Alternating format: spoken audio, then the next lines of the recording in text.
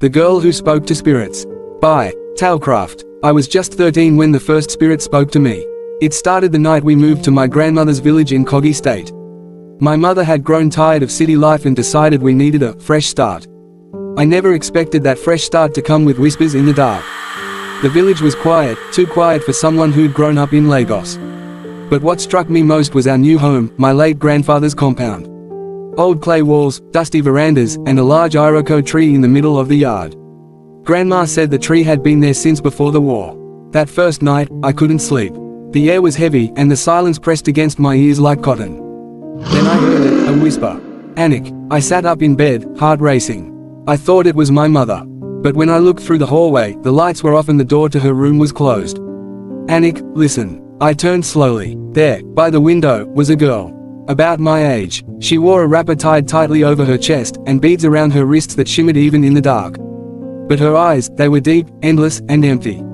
I screamed. My mother came running in with a lantern. What is it? She asked, holding me tight. There was a girl. She was right there. I stammered. But the window was empty. Just the chirp of night crickets and the rustle of leaves.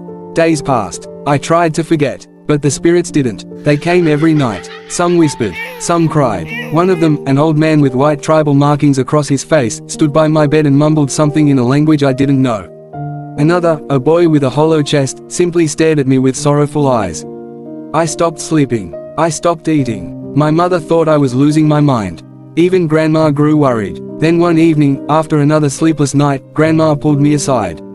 Come, she said, and led me into the forest behind the compound. We stopped at a small. Come, she said, and led me into the forest behind the compound. We stopped at a small hut made of dried palm leaves. Smoke rose from a small fire inside. An old woman sat in the center, her eyes cloudy with age, her hands wrapped with red thread and cowries. This is Mama Udoka, Grandma said. She's a spirit talker. The old woman looked straight at me. You are not cursed, she said. You are chosen. My mouth went dry. You can hear them because your blood remembers, she continued. Your great-grandmother was a medium. The gift skips generations. You see them because they need you. Need me for what? I asked, tears running down my cheeks. To speak, she said, to be heard.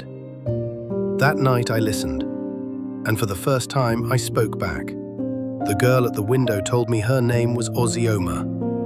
She had drowned in the river 30 years ago, but her family never found her body. She couldn't rest until they knew.